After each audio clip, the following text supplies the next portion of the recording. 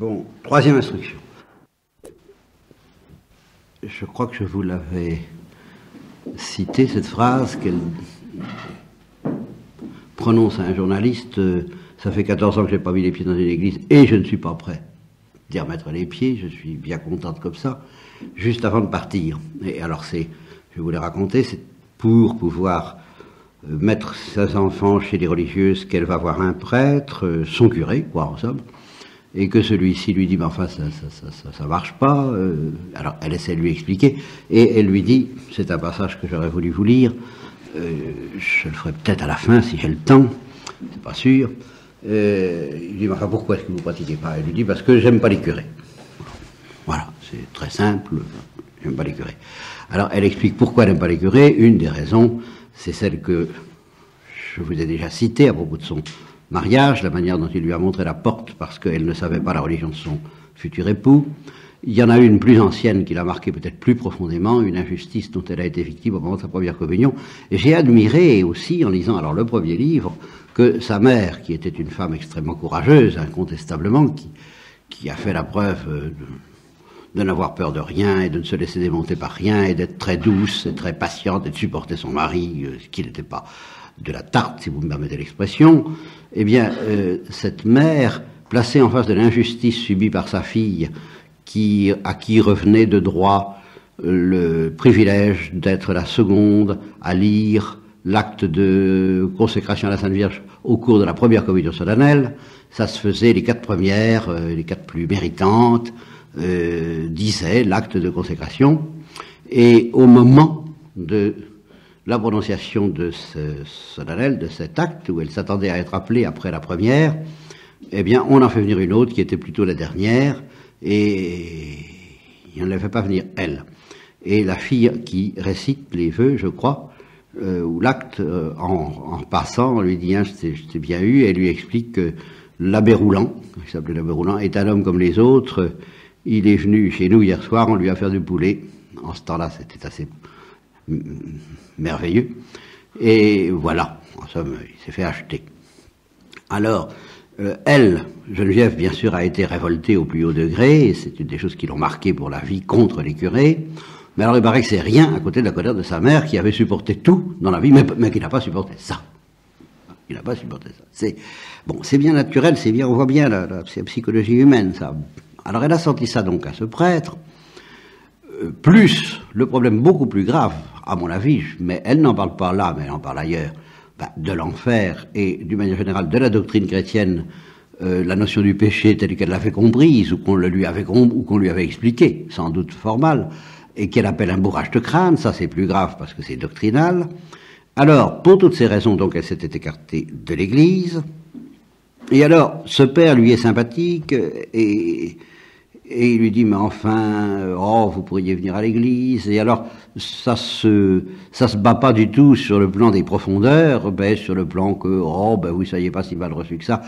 Et là encore, elle lui oppose sa dignité, un motif invraisemblable, mais qui a une importance considérable pour elle. Elle ne supporte pas de faire la charité, de demander la charité.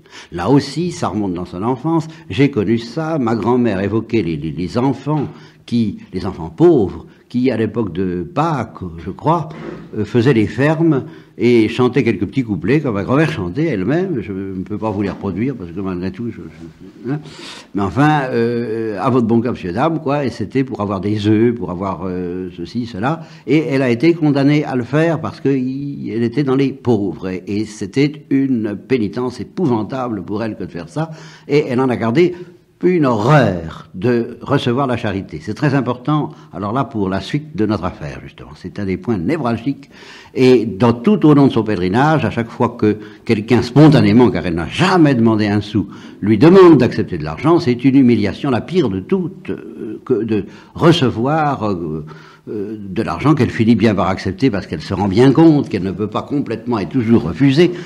Et d'un point de vue de prudence, et d'un point de vue même de délicatesse, de charité, elle se rend compte que ce serait vraiment faire mal au cœur à ceux qui veulent lui offrir ça pour qu'elle prie pour eux. Bien.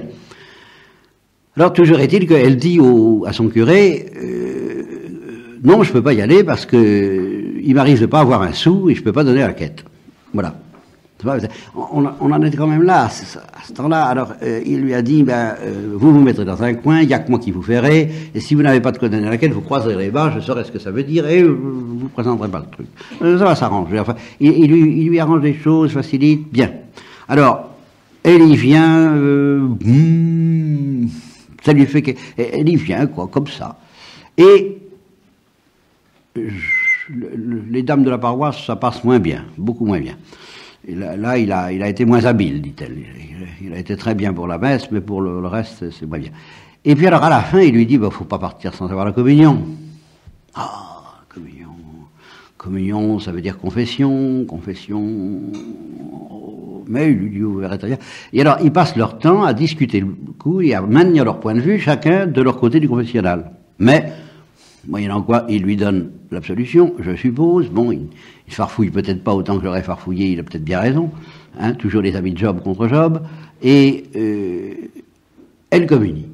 Et alors, elle ne marque pas, elle n'explicite pas la contradiction qu'il y a entre sa position antérieure et sa position au nom du pèlerinage, parce que ça va tout de même marquer son pèlerinage, en sens qu'elle le fait pour Dieu, bien sûr, mais alors ça va se préciser et se concrétiser par le fait que tous les dimanches, à part de très rares exceptions, ce sera un jour de repos. Elle marchera quelquefois, mais autant que possible, chaque fois qu'elle sait que c'est un dimanche, il y a des moments où elle ne le saura même plus, parce qu'elle perd son calendrier, parce qu'elle perd, enfin bref, c'est pas facile, surtout en Yougoslavie et en Bulgarie. À chaque fois que c'est le dimanche, elle cherche une église, elle cherche la messe, et quand elle peut, elle cherche la Sainte Communion, comme elle le dit. Je ne sais pas si vous avez entendu ce passage où elle reçoit la Sainte Communion, comme elle dit, d'un prêtre orthodoxe qui lui dit, autrefois, vous n'auriez pas eu le droit. Et c'est là qu'elle dit, tout ça, c'est bien dépassé, je m'en fiche. La présence réelle, est-ce qu'il y est pas, ça m'est égal. Une espèce d'indifférence au dogme comme étant une affaire de docteurs qui sont bien trop, c'est bien trop gros pour sa petite tête. N'empêche que dans son cœur, c'est la Sainte Communion. Donc, à mon avis, c'est la présence réelle. Mais elle ne veut pas se casser la tête pour préciser ce que ça veut dire. Et alors, le résultat, c'est que tout de même, elle communie le dimanche, autant que possible. Et elle va à la messe le dimanche, tout au long de son pèlerinage. Or, je sais que, précisément, depuis elle n'est pas demeurée fidèle à cette pratique, disons, dans les temps actuels. C'est plus tout à fait ça. Et est-ce qu'elle a compris la portée, l'importance de cette attitude nouvelle qu'elle avait par rapport à celle d'autrefois? Je ne suis pas demain la veille que j'y mettrai les pieds, je n'en sais rien. Tout ça était nécessaire à vous dire avant que j'aborde le cœur de cette histoire tel qu'il est décrit dans le livre. Vous en avez entendu la première partie au réfectoire, je vous la rappelle quand même. On n'y prend pas garde, car elle le raconte ça très bien, et elle le raconte tel qu'elle l'a vécu certainement. On n'y prend pas garde au début. Je vous reprends, il s'agit de ce qui se passe en Yougoslavie. Ça commence par ce que j'appellerais un premier avertissement.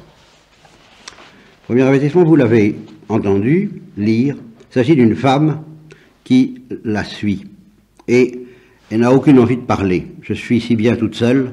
Alors ça, cette notion, je ne vous en ai pas parlé, cet instinct d'érémitisme très profond qu'elle se découvre, qu'elle connaissait déjà, surtout dans son enfance, mais qu'elle se redécouvre d'une manière beaucoup plus intense au cours de ce pèlerinage, où, dit-elle, pendant les premiers jours où elle décrit toutes ses souffrances physiques qui sont considérables, pendant les premières nuits, elle ne dormait pas parce que couchée sur la dure, elle n'arrivait pas à dormir en couchant par terre, et elle a fini par acheter, car elle est tout de même pas complètement tombée sur la tête, un matelas pneumatique gonflable, parce que elle ne résistait pas, elle n'arrivait pas à dormir sans soutien. Bon, alors ces premiers jours sont extrêmement durs au point de vue physique, et là, en même temps, elle retrouve la joie, et elle dit, je suis heureuse, je retrouve le bonheur, je retrouve la joie, telle que je ne l'ai pas connue depuis la disparition de Robert. Là donc il se passe quelque chose de neuf par rapport à ce qu'elle connaissait avant. Elle acceptait de vivre, elle acceptait de mourir, elle attendait, elle était optimiste suicidaire, comme je vous dis, mais là c'est beaucoup plus, elle retrouve une joie extraordinaire, et elle retrouve elle priait, mais elle trouve une certaine manière de prier qu'elle ne connaissait pas avant, au milieu de cette... Et quelqu'un lui dit, actuellement, priez pour moi, parce qu'actuellement Dieu ne peut rien vous refuser, et on a bien l'impression que c'est ça. C'est comme quelqu'un qui est entré dans la vie religieuse, c'est comme si enfin elle répondait à l'appel de la Sainte Vierge dans le rêve qu'elle a raconté, et que là, à l'intérieur de cet appel, de cette réponse complètement folle et extrêmement rude, extrêmement douloureuse, eh bien, elle connaît la joie. Là, elle retrouve la joie. Et du même coup, elle se découvre ou redécouvre une vocation un peu érémitique, l'envie d'être seule.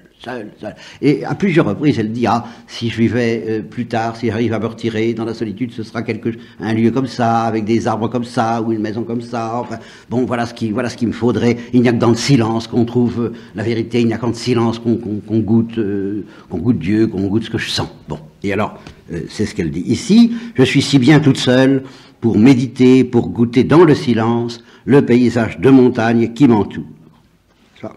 Et elle dit ça parce que, eh bien, vous l'avez entendu, une femme marche à grands pas, traînant derrière elle une petite remorque à 2 roues. C'est peu dire qu'elle me suit, elle me poursuit, en s'efforçant manifestement de me rattraper sans y parvenir. Alors je marche encore plus vite. Elle dit. Alors pourquoi n'aurais-je pas parfois le droit de protéger une solitude si propice à la réflexion et qui fait partie de ce voyage, enfin, vous voyez, le droit. Solitude si profondément nécessaire. J'oublie volontairement, notez bien ce mot, celle qui me poursuit.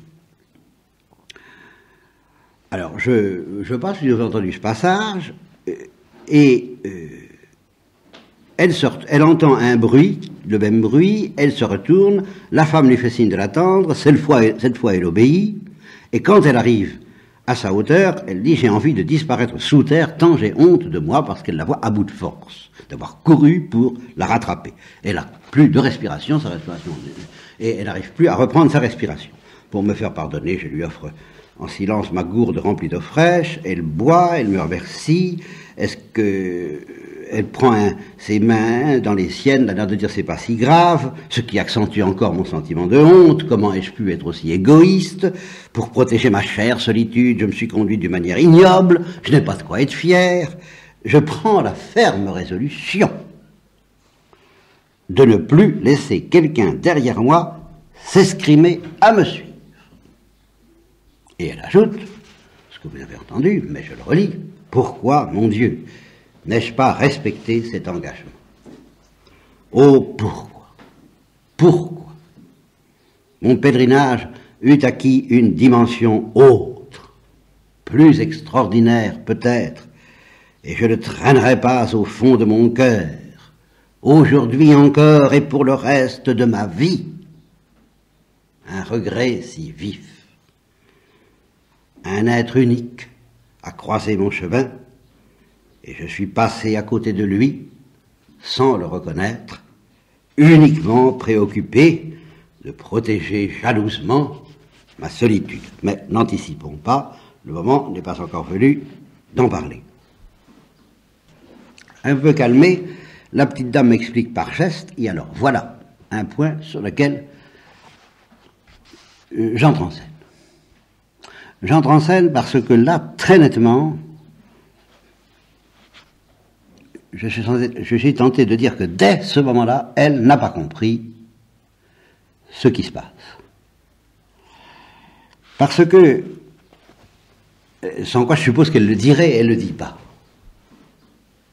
Pourquoi elle a fui cette femme? Bon, casse-pied, quoi, hein? Bon, il a l'impression que cette femme allait peut-être lui demander quelque chose, prier pour moi, ou donnez-moi ceci, ou donnez-moi cela, enfin, il faudrait... Bon. Et, ça l'agace, ça lui plaît pas. Or, qu'est-ce qu'elle fait, cette femme? Pourquoi est-ce qu'elle a couru après elle? Elle a couru après elle pour lui dire ceci. Elle m'explique par geste que l'orage sera bientôt là de nouveau. Et elle m'emmène d'autorité chez elle. La maison est située à l'entrée de la ville, Bijou est mis à l'étable. Quant à moi, je dispose pour la nuit d'un grenier plein de foin offert à tout vent, etc. N'est-ce pas? Et dans l'orage et fidèle au rendez-vous, pelotonné dans mon sac de couchage que j'ai recouvert de foin, je le regarde et j'écoute. Des éclairs impressionnants, le ciel s'illumine, la pluie se met à tomber avec violence. Quand je pense que je pourrais être dehors sous ma tente, cette idée me fait frémir. Bien à l'abri dans la chaleur de mon fenil, je reste éveillé très tard, goûtant ma chance et mon confort. Tel était le but de cette femme, lui offrir quelque chose. Pas lui demander quelque chose. Et alors, j'anticipe encore sur autre chose, avant d'aller plus loin, je note une petite phrase en passant que vous avez entendue quand les gens de l'ambassade s'arrêtent avant qu'elle n'arrive à Belgrade et qu'elle lui propose, ils lui disent que l'ambassade de France est à mon entière disposition si j'ai besoin de quoi que ce soit en passant par Belgrade. Trop sûr de moi. Trop sûr de moi. Je réponds bien imprudemment que tout va bien et que je ne me débrouille pas si mal. Ce n'est pas la première fois ni la dernière que je refuse par amour-propre la main que l'on me tend. Bon, on attend. Passons. Arrive à... Alors, ça c'était le premier avertissement. Le moment où tout va se jouer dans sa vie pour longtemps, celui qu'elle a évoqué, vous l'avez entendu en lecture, vous n'y avez peut-être pas pris tellement garde parce qu'elle le décrit d'une manière très discrète. À la nuit tombante, alors ça se passe après qu'elle vienne de se faire plus ou moins lapider par l'hôtesse, n'est-ce pas, la restauratrice. Alors inutile de dire qu'elle n'est pas dans les dispositions les meilleures à l'égard du prochain. Hein, et que de nouveau, elle a quand même envie qu'on lui fiche la paix, et elle n'est pas de bonne, comme on dit. Non, elle n'est pas de bonne, ça lui arrive. Bon, très bien. J'ai le moral, elle ne sait pas où elle pourra s'approvisionner, puisqu'elle n'a pas pu manger que la moitié d'une assiette, elle n'a pas pu boire. J'ai le moral au-dessous de la cote d'alerte, il est temps que je réagisse. Ma méditation est troublée, au cours de l'après-midi, par un mendiant. Alors ça, elle l'appelle bien un mendiant. Donc elle attend, là encore, que ce mendiant mendie. Et elle n'a rien contre. Elle est tout à fait pour les mendiants qui mendient. Ça lui touche le cœur. Seulement, elle n'a rien à lui donner. Donc, elle n'a rien à faire avec lui. Et voilà. Un mendiant qui me suit pendant plusieurs heures. Pauvre homme, il me fait pitié, bien entendu. Ça, son cœur fonctionne, c'est vrai. Mais j'ai vraiment rien que je puisse partager avec lui, pas le moindre bout de poing, pas le moindre fruit, et surtout pas une goutte d'eau, ce qui n'est pas drôle. Je me retourne à plusieurs reprises, et à chaque fois, il me fait signe de l'attendre, comme l'autre. Après l'expérience malheureuse du restaurant de Zagreb, j'ai aucune envie de faire la conversation avec qui que ce soit. Hein. Sans compter que ma marche, rendue pénible par cette blessure à la cheville, ne m'incite pas particulièrement à la gentillesse. Pourtant, je m'étais bien promis de ne plus protéger égoïstement ma solitude et de partager ma route avec ceux qui le souhaiteraient. À la nuit tombante, lorsque je décide de m'arrêter, je le vois qui s'assied sur un talus qui borde la route à quelques 100 mètres de moi. Il ôte ses chaussures et masse longuement ses pieds. Son insistance à me suivre m'effraie un peu. J'ai l'impression que rien de bon ne peut m'arriver dans ce pays où Dieu lui-même est interdit de séjour. Voilà, là, il y a de quoi vraiment, on comprend, hein. On comprend. Je me trompe lourdement, mais ce soir, je ne le sais pas. Comme je le regretterai lorsque je réaliserai ce que j'ai perdu, mon inconscience est à la mesure de l'épreuve qui m'attend. Je poursuis ma marche et décide de planter ma tente quand j'aurai la certitude de ne plus être suivi. Et bien entendu, elle y arrive. Et alors, la suite, eh bien, vous ne l'avez pas entendue, je vais vous la donner. C'est toujours en Yougoslavie, c'est un peu plus tard. Alors, vous avez vu l'histoire de Belgrade, où alors elle se montre d'une inconscience quand même un peu forte, n'est-ce pas, en refusant d'obtempérer sur une affaire mineure et sans aucun soupçon de ce que ça pouvait avoir de catastrophique dans un pays pareil. Passons. Nouvelle journée, nouvelle rencontre, une famille de Caen. Ah, presque des voisins. Bon, petit drapeau tricolore qu'on échange. Je suis longuement des yeux l'emblème de mon merveilleux pays qui flotte fièrement au gré du vent avant de disparaître au bout de l'horizon. Autre rencontre, bien étrange celle-là.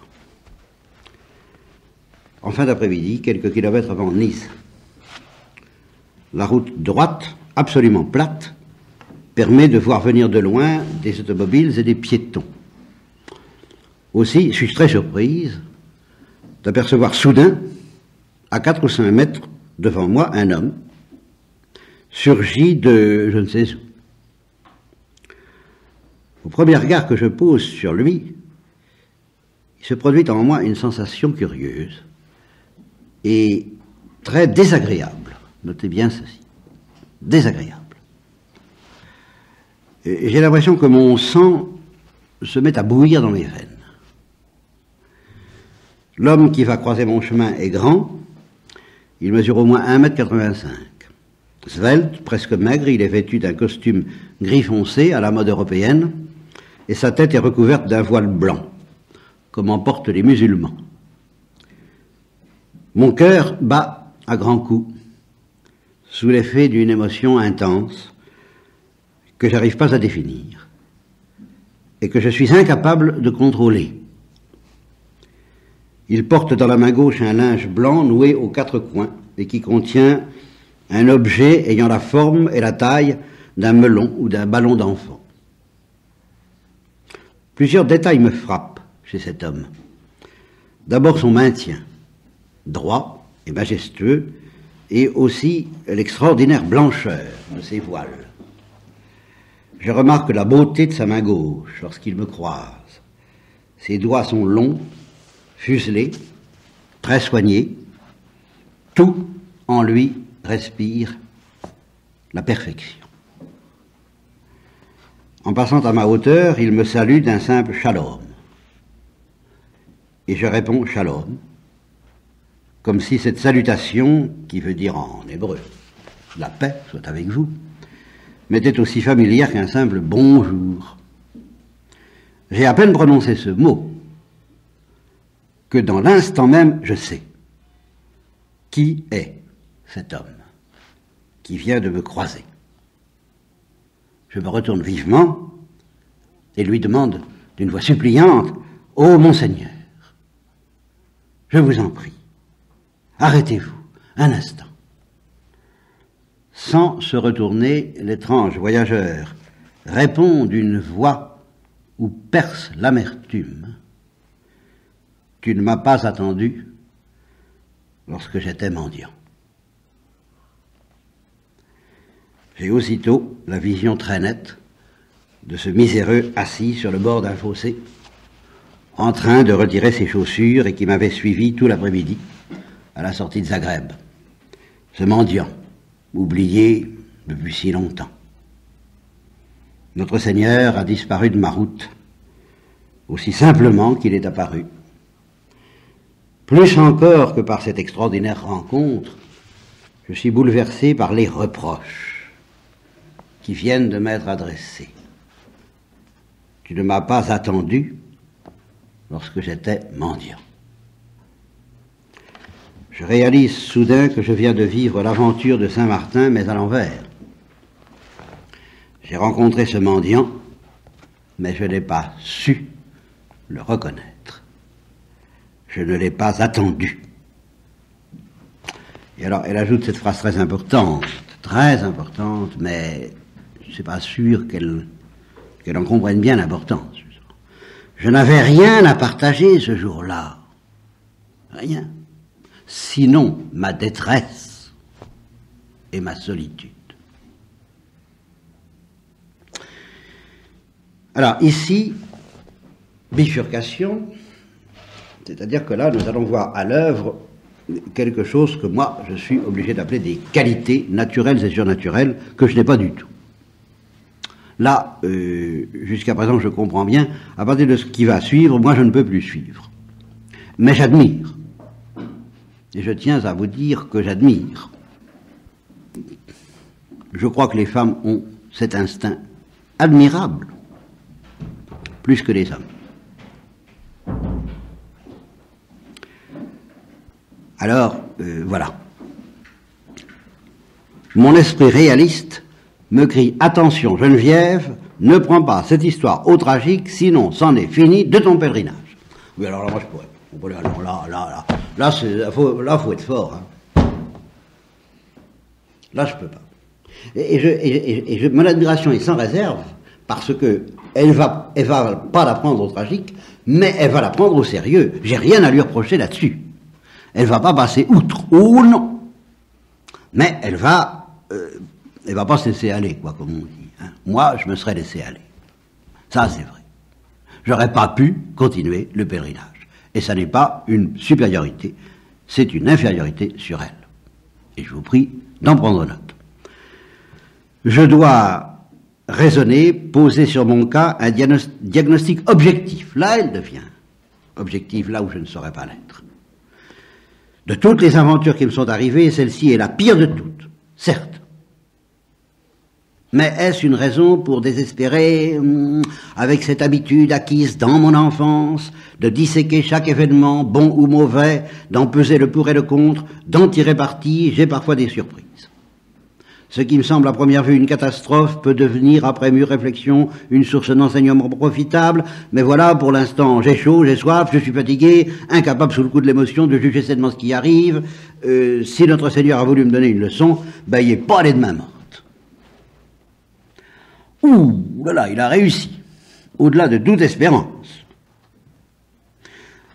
Repousser un problème n'est pas le résoudre, je le sais. Oui, voilà, ça c'est honnête.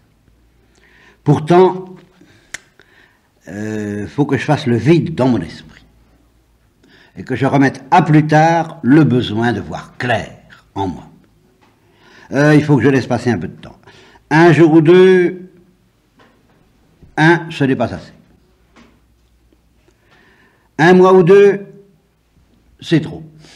Mais ça, elle devient extraordinairement prudente, au grand sens de la prudence, vertu cardinale des théologiens du Moyen-Âge.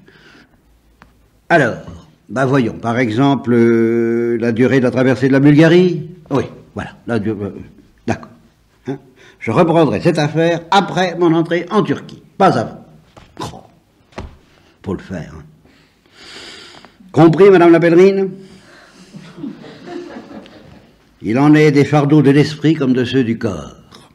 Il faut savoir parfois les déposer à un moment, quitte à les reprendre plus tard, lorsque l'état général est meilleur, l'émotion calmée, la tête plus claire. Alors quand on dit qu'elle déraille, hein, elle a la capacité, en tous les cas, de ne pas dérailler.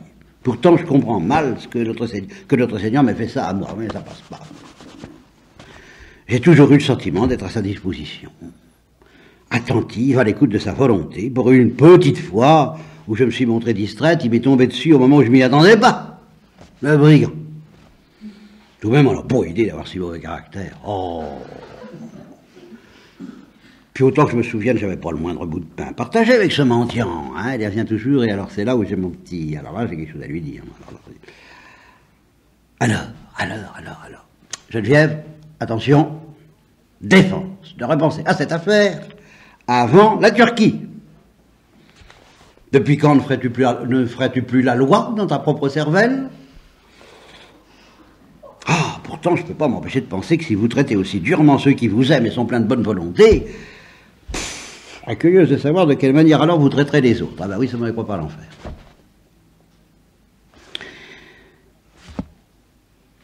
Et alors c'est plus tard qu'elle dit, justement, elle y repense malgré elle, je crois, à un moment, je ne sais pas où, et c'est là qu'elle dit qu'elle est prête à dire à la Sainte Vierge en arrivant, vous savez, ils sont tous pareils, les gosses, hein, le vôtre, il ne fait pas exception, hein, il a vraiment une tête bien. Ceci dit, elle y repense en Turquie. Et alors,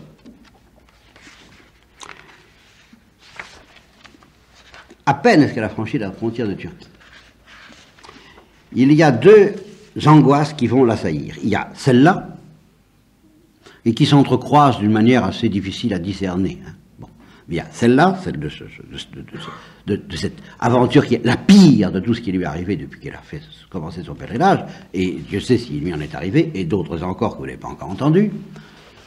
Et puis, une angoisse qui va grandir, je ne pourrai pas reprendre ma vie comme avant, j'ai goûté à la solitude, j'ai goûté à l'indépendance, j'ai goûté à la liberté, comment je ne pourrais pas élever ces enfants, et sous-entendu, je ne pourrais plus supporter mon mari, ce que d'ailleurs, en effet, vu ce qu'il était d'ailleurs, elle a des excuses, mais en tous les cas, elle se séparera de lui, et puis il n'est plus question d'avoir un enfant, et de fait, elle n'en aura plus d'autres.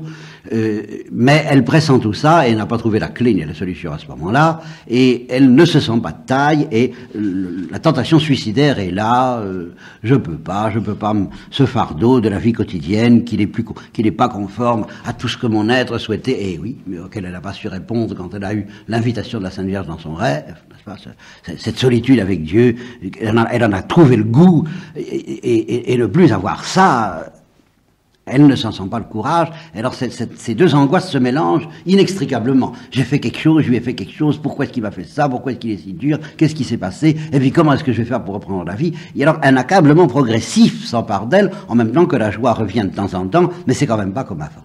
C'est pour ça que je dis qu'il y a un avant cet événement dans son pèlerinage, et puis un après qui dure encore aujourd'hui, je crois. Et elle se met à traverser le désert, toujours à pied, elle n'a pas encore renoncé à marcher, elle tient le coup encore, bien qu'en Turquie, c'est un peu plus tard. C'est à Istanbul qu'on lui fera comprendre qu'elle ne peut plus continuer parce que c'est trop tard, c'est l'hiver et les cols sont infranchissables. Et là, elle va être obligée de s'incliner. Là, ça ne va pas apprécier non plus, parce que elle qui pensait y arriver, ben, il va arriver. Hein, ça, bon. Alors, elle traverse le désert et elle dit « Je me sens si petite au milieu de cette immensité desséchée. Depuis plusieurs heures, je m'efforce de faire le point comme promis sur la rencontre de Yougoslavie, mais... il fait trop chaud, j'ai trop soif pour mener à bien la moindre méditation sur un problème aussi grave. » Elle ne l'écarte pas. « Mon pèlerinage a été marqué jusqu'à ce jour par une joie absolue. Une joie merveilleuse et communicative. Et voilà qu'au fil des kilomètres, je suis assailli par toutes sortes de doutes et de tourments dont je n'ai pas l'habitude. La souffrance, oui, les révoltes, les colères, les désarrois, mais comme vous l'avez entendu lire ce midi, au moment où une main se pose sur la tente, je crois que vous avez... il a réussi à m'empêcher de... les soucis ont réussi à m'empêcher de dormir pendant 10 minutes. Bon. Là aussi, il faut le faire. Bien. Une part d'inconscience, une part de grâce aveuglement, et puis une part de confiance folle. Qu'est-ce que vous voulez ? Il faut quand même le reconnaître, authentique. Bien, donc j'ai pas l'habitude de ça. Je veux croire que seule la traversée de cette région désertique est responsable de l'angoisse qui me serre la gorge. Pourtant, je sais, au fond de moi, qu'il ne s'agit pas de ça. J'ai toujours nié l'existence de Satan. Mais en ce moment, je suis bien tenté de croire, ou elle résistera. Je suis bien tenté de croire que le diable existe réellement, dans le désert, vous voyez, comme par hasard. Que l'existence même de ma foi puisse être remise en question, voilà pour moi l'épreuve la plus intolérable. À force d'obstination et de volonté, j'arrive à conserver le même rythme de marche. Vu de l'extérieur, rien n'a changé. Pourtant, intérieurement, je suis brisé. Apparemment, elle va s'en sortir. Apparemment, elle va s'en sortir. Et en un sens, authentiquement, elle va s'en sortir de l'interrogation concernant cette affaire-là. Et de son angoisse aussi à reprendre la vie quotidienne. Alors, je passe sur pas mal d'événements, en particulier l'obligation d'arrêter le pèlerinage pour la raison que je vous dis. Alors elle accepte d'être prise en charge et à partir de ce moment-là, ça va plus être ça du tout parce que tantôt, elle va retrouver un peu de solitude à son goût pour visiter les lieux saints, pour mettre ses pieds dans les pas de Jésus. Et puis tantôt, elle est prise en charge par les officiels qui lui font fête. Bon, elle trouve ça très bien, très agréable, elle apprécie. Mais quand on en a assez, elle en a assez. Alors elle leur fausse compagnie le plus possible, enfin c'est pas toujours commode. Et là, elle arrive donc à Bethléem, elle est reçue par l'évêque grec orthodoxe, et elle est autorisée par faveur spéciale à passer la nuit seule dans la crèche. Je crois pouvoir affirmer qu'il s'agit d'une faveur tout à fait exceptionnelle, j'en mesure tout le prix. Ma longue marche trouve ici son vrai sens, son aboutissement. Alors, un escalier, elle donne le détail, il fait froid. Alors, elle croit absolument, alors autant elle a du mal à croire les dogmes de l'Église catholique, autant elle croit toutes les traditions qui sont tellement contestées par les exégètes et les savants aujourd'hui, concernant les lieux saints, jusque dans les moindres détails. Passons, la pauvre, elle a bien raison. Hein, ça, alors là, je lui donne tout à fait raison. Il faut avoir faut être bon public, quoi, en Terre Sainte. Et elle est bon public. Alors, elle trouve qu'il fait froid, elle dit, elle n'a pas dû avoir chaud, la petite Marie, dans cet endroit, pour y mettre son fils au monde. Après, j'ai une prière en commun, avec ceux qui m'ont accompagné jusque-là, nous nous séparons, j'ai devant moi toute une longue nuit de prière solitaire, celle que vous avez pratiquée et imitée collectivement cette nuit. Agenouillé près de la crèche, le front appuyé contre le rocher, je confie à Dieu la détresse de tous ceux que j'ai croisés sur ma route. Impossible de me rappeler chaque nom, puisque, avec ma valise, car sa valise a disparu, bon, alors a disparu le cahier aussi, où j'avais pris soin de les noter soigneusement. Je n'ai qu'une solution, je m'en remets à Dieu. Bon, très bien. Il fait dans cette grotte un froid noir, qui me pénètre jusqu'aux os. Incapable de rester longtemps à genoux à cause de ma moitié de rotule qui me manque, je finis par m'asseoir, après avoir enroulé autour de mes jambes un tapis oublié dans un coin. Marie, cette petite bien de chez nous, n'a pas fini d'étonner ceux qui se pencheront sur sa vie. Alors, petite méditation sur Marie, je passe, j'ai repris mon chapelet, mais, et alors là, de nouveau, je dois faire un effort pour prier. Est-ce le froid ou la fatigue? Est-ce la solitude écrasante de cette grotte? Je ne sais pas, mais de nouveau, je suis en proie à de terribles tourments. Pourquoi cette rencontre avec le mendiant de Yougoslavie? Avec ce mendiant? Depuis que j'essaie d'y réfléchir, je ne trouve pas de réponse. Je me suis toujours efforcé d'être disponible, quand même. Pour la première fois, ce jour-là, je n'ai pas été, peut-être à cause de la scène du restaurant et de la détresse profonde que j'en ai ressentie. Fallait-il alors que la sanction soit si impitoyable? Depuis mon plus jeune âge, j'ai l'habitude de confier à Dieu mes peines et de lui offrir mes joies. Jamais je ne lui ai demandé, voilà, elle offre tout, mais ne demande rien. Jamais je ne lui ai demandé de soulager mon fardeau, mais plutôt d'augmenter mon courage. Hein, toutes les paroles que vous trouvez dans la vie des saints. Et c'est pour ça que je dis que c'est tout de même une sainte, mais une sainte en chemin, une sainte imparfaite, une sainte incomplète, et peut-être plus instructive qu'une sainte achevée, parce que nos yeux sont trop grossiers pour comprendre tout ce qu'implique la sainteté consommée. Alors je vous propose une sainteté non consommée. Et voilà le sens de Maréco. Jamais je ne lui ai demandé de soulager mon fardeau, mais plutôt d'augmenter mon courage. Cette nuit, l'épreuve est trop lourde. La lutte qui se livre en moi est si effrayante que si elle devait persister, je n'y résisterais pas. Ceux qui sont passés par là savent de quoi je parle. Malgré toute ma solidité, je connais mes limites. Ce soir, pour la première fois, je demande à Dieu d'alléger un peu le fardeau qui m'écrase. Or, Dieu va répondre. Et cette réponse, d'après les dernières nouvelles, elle n'en a pas mesuré le sérieux. Enfin, il y a des choses, plusieurs choses qu'elle n'a pas comprises. À 4 heures du matin, la porte s'ouvre. C'est un père franciscain qui va célébrer la première messe de la journée. Est-ce que je souhaite y assister? Oui, bien sûr, mais... Et alors là, elle, qui disait, ça fait 14 ans que je ne pratique pas et c'est pas demain la veille, elle, qui disait la communion, oui, mais il y a la corvée de la confession, et qui a passé sa confession à discuter avec le prêtre, à continuer les discussions d'avant.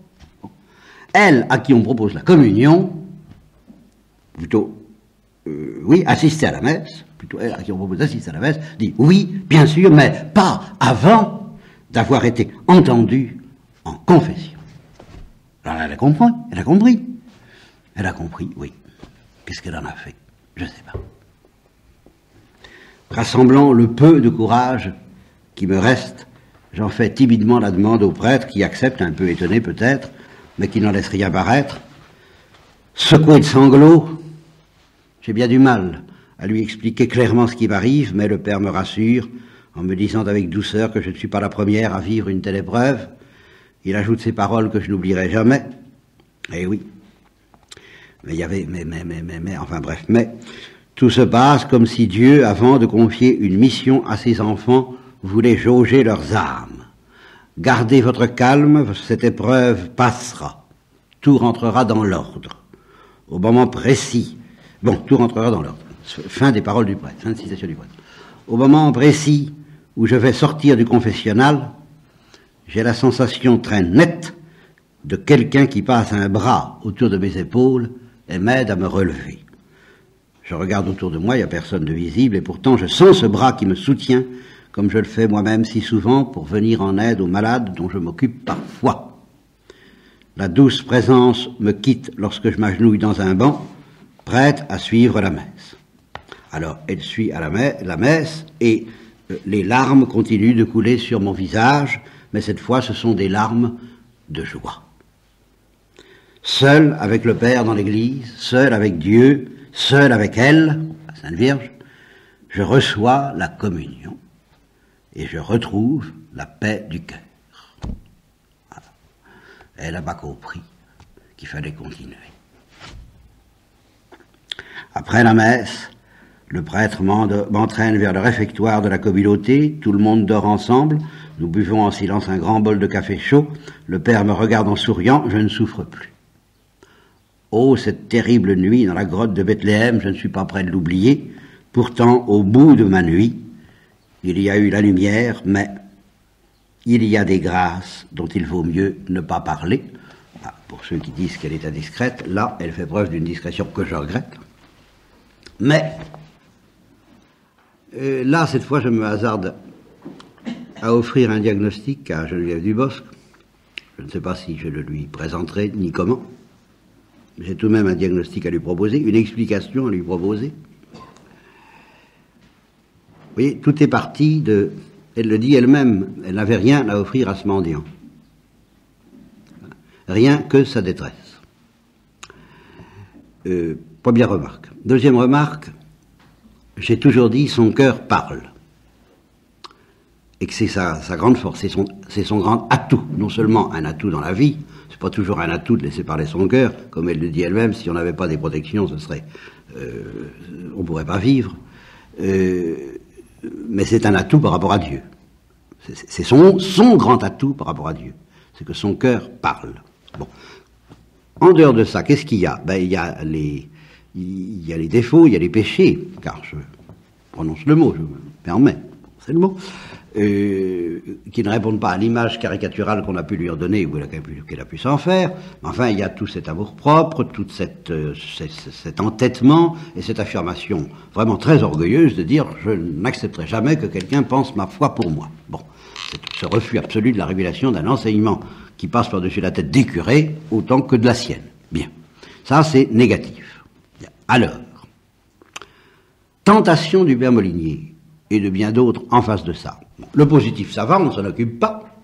On va s'occuper du négatif et on va dire, ça, faut corriger ça. Oui, ben on ne corrigera rien du tout, parce que c'est une mule, et parce que, d'une manière générale, c'est ça qui me paraît le mystère fascinant de cette histoire. Ça n'est pas en demandant aux gens de corriger leurs défauts qu'ils corrigeront leurs défauts.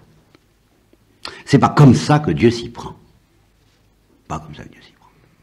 Et je vais rapprocher ça d'une autre remarque que j'ai faite, je vous en demande pardon à propos de moi-même, pas plus tard qu'hier, au sujet du fait que je ne peux pas contester qu'il y a un petit côté prophétique dans ma prédication, Et de cet autre fait, alors là, je n'ai aucune espèce de difficulté, de gêne à avouer que j'ai de nombreux défauts. Ça, massif, pécamineux, si Geneviève Dubosc a son passif, bon, je lui rends des points ou elle me rend des points, enfin peu importe, ça va bien. Oui, de ce côté-là, j'en ai qui ont de quoi plus qu'elle, beaucoup plus qu'elle, parce que mon cœur ne parle pas comme le sien, j'en conviens, rebuter, décourager ceux qui voudraient, qui veulent quelquefois m'écouter, me suivre, bien. Et écouter surtout cette espèce de prophétisme que Dieu m'a donné et dont j'aurais à rendre des comptes.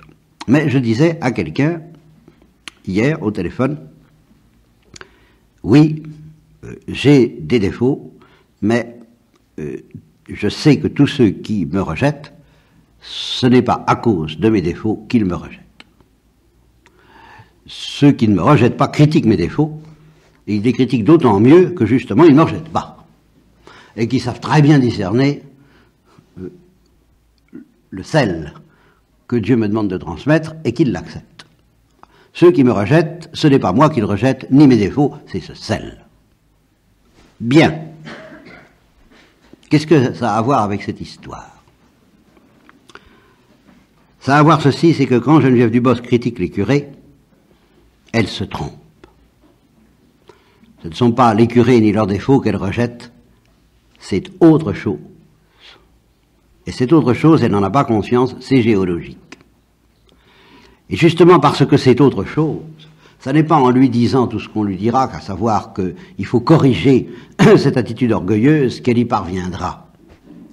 Ce qui fait que ça ne va pas, c'est que, je vais essayer, puisqu'il lui a été donné, et que c'est un don dans lequel elle n'a aucun mérite, que son cœur parle, eh bien c'est là-dessus qu'elle sera jugée, et non pas sur ses défauts. Autrement dit, ce qui est grave, parce que justement elle a cette carte en main, elle a cet atout merveilleux en main, ce qui blesse le cœur de Dieu, ce ne sont pas ses défauts, il s'en moque, c'est de ne pas jouer cette carte jusqu'au bout, car là elle est responsable, parce que là c'est son talent, c'est son don. Qu'est-ce que tu en as fait? Pourquoi ne vas-tu pas jusqu'au bout? Et c'est là qu'il l'attendait, parce que son cœur a cessé de parler au moment de ce mendiant. Et il a cessé de parler avec toutes les excuses qu'on voudra, et je sais très bien que moi, je suis coupable des mêmes choses comme vous. Nous avons, mais voyez bien dans quel sens, nous avons tous une carte atout, une carte maîtresse, par laquelle nous pouvons renverser toutes les barrières, par lesquelles que Dieu nous a donné, qui est notre talent. Les uns, c'est de laisser passer leur cœur, d'autres, ce sera la loyauté, d'autres, ce sera tout ce que vous voudrez. Bon, mais la principale chose, c'est pas de lutter contre ses défauts, c'est de jouer cette carte jusqu'au bout. C'est de faire mieux encore ce que nous faisons aisément. Et c'est là que nous serons jugés, parce que nous n'avons aucune excuse de ne pas faire mieux ce que nous faisons déjà aisément. Or, il y a une chose que dans sa charité débordante, dans son cœur qui parle, Geneviève n'aime pas faire, et là où elle manque de cœur, eh bien, c'est de mendier. Et je dis que là, elle manque de cœur, parce qu'elle n'aime pas faire aux autres le plaisir de recevoir. Elle n'a rien à donner à ce mendiant, donc elle n'a rien à faire avec lui. Oh! Si elle avait eu quelque chose à lui donner, elle se serait arrêtée. Je lui fais confiance. Mais elle n'avait rien à lui donner, et elle était dans la détresse, elle avait que sa détresse à lui donner, alors ça, elle n'a pas poussé l'instinct de son cœur, de laisser parler son cœur, jusque-là, que de lui dire « j'en peux plus, moi aussi ». Et alors là, il avait, lui, beaucoup à lui donner. Mais ça, elle ne s'en est pas doutée, parce que justement, elle n'a pas pris l'habitude de pousser le fait de laisser parler son cœur jusqu'au point de faire aux autres le cadeau de recevoir d'eux quelque chose, et même de le leur demander. Ça, elle n'aime pas ça. Voilà l'explication que je propose de la leçon que lui a donnée Jésus-Christ, et ça se répercute dans le fait que, justement, ayant été délivré de son angoisse par la réception, toujours un cadeau qui lui a été fait, mais qui la met en position d'humiliation à l'égard d'une créature, ce prêtre, tout de même, qui lui a donné l'absolution et l'Eucharistie, eh bien, cette situation de laisser parler son cœur et de faire au Christ ce cadeau, de le recevoir, de recevoir son sang et de recevoir son corps et de boire son sang dans l'Eucharistie, ce cadeau-là, elle n'a pas eu l'instinct qu'il fallait le continuer au maximum et que c'était là qu'était le sens de sa vie, alors que tout son pèlerinage lui a montré que justement, plus que jamais, elle ne le faisait depuis 14 ans, elle avait été comme providentiellement amenée à le faire. Et, suprêmement parlant, elle a été délivrée par une communion. Alors, eh bien, le résultat, c'est le dernier chapitre, que je vais vous lire en partie, mais nous n'avons plus beaucoup de temps. C'est le dernier chapitre où elle est reprise de cette angoisse. Et alors c'est tout de même très impressionnant qu'après tout ce qui est arrivé, reprise de cette angoisse en face de la nécessité de vivre, voilà ce qu'elle dit. Elle prend le bateau à Haïfa, conformément à ce qui avait été prévu. Elle ferait le pèlerinage à pied, mais elle rentrerait en bateau. Et la compagnie, une compagnie israélienne lui avait offert le billet gratuit, bien entendu. Et elle monte dans le bateau. C'est mon premier voyage en bateau. Ce sera le dernier. Je ne veux pas rentrer en France. J'achève ici mon voyage et j'y achèverai ma vie. Jamais jusqu'à ce jour, je n'ai eu le droit de choisir. Aujourd'hui, pour la première fois, je prends ce droit. Le droit de disposer de moi-même. Le droit d'accepter ou de refuser la vie. Après tout ce qui est arrivé. Et je la refuse. Parce que je me sens incapable d'assumer toute seule l'éducation de mes enfants. Je reconnais que le problème de l'éducation, sur lequel vous m'avez demandé de faire une réco, prend ici toute sa dimension. Après tout ce qui est arrivé, c'est le motif qu'elle donne pour refuser la vie. Jusque-là, j'ai pu assurer, vaille que vaille, le pain quotidien et la tendresse dont ils ont eu besoin, mais ils vont grandir. Et j'aurai bientôt en face de moi des adolescents, et j'ai peur de ne pas savoir les écouter et les guider. Peur de ne pas être à la fois ferme et douce. Peur de ce qu'ils attendent de moi. Comment leur donner ce que je n'ai pas reçu quand j'étais petite? Oui, mais il suffirait de leur donner ce qu'elle a reçu ces temps-ci. Comment les défendre contre les attaques sournoises de la vie? Les empêcher de souffrir, ça il n'en est pas question. Au contraire, les aider à souffrir. Ils sont très bien là où ils sont, sous la protection tranquille des sœurs, voilà, à l'abri de cette forteresse de connaissance et d'amour. Quel hommage rendu à l'Église, dont elle ne veut pas. Ils sont tombés dans ma vie sans crier gare. Ces petits êtres fragiles et exigeants, qu'est-ce que je savais de la vie? Moi qui avais vécu depuis l'âge de 12 ans entre les murs blancs d'une chambre d'hôpital. Est-ce que j'avais le choix quand j'en suis sorti à 17 ans? Si mon corps, à force de soins et de volonté, avait réappris à fonctionner à peu près normalement, mon cerveau avait le développement intellectuel d'une enfant de 12 ans. Elle y va un peu fort. Hein? Mais enfin, par moment, on peut se dire... Bon. De nombreuses années devaient s'écouler avant que je ne retrouve mes facultés intellectuelles. Bon, elle les a retrouvées à l'heure. Comme une plante fragile, je vivais d'une vie végétative, etc. Bien. Mais un mois avant la naissance de mon premier enfant, j'ignorais encore comment naissent les bébés, et elle raconte qu'elle le découvre et que ça lui fait horreur. Et qu'elle est révoltée. Une énorme colère. Elle voit sa sœur accoucher sans douleur, sans problème de son premier enfant. Une énorme colère, une effroyable rancune m'envahit d'un seul coup. Ils avaient profité de mon ignorance. Ils m'avaient tous trompé. À partir de ce moment-là, et jusqu'au jour de la naissance de mon fils, je refusais catégoriquement d'adresser la parole à quiconque, ni à mon mari, ni à mes parents. Il me semblait que pour la première fois de ma vie, je haïssais quelqu'un.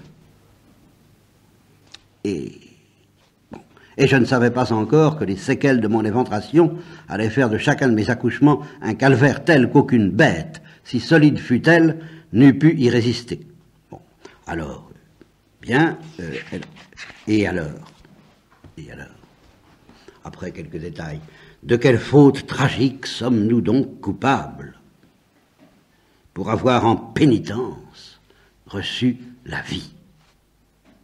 Cette vie du corps qu'on ne peut ni maîtriser, ni conduire.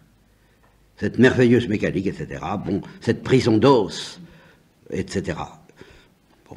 Une âme qui se déplace à la vitesse de la pensée et un corps qui se traîne, n'est-ce pas?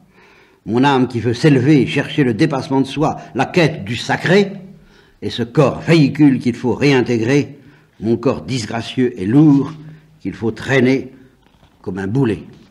Ce soir, le désir de la mort parle plus fort que tout.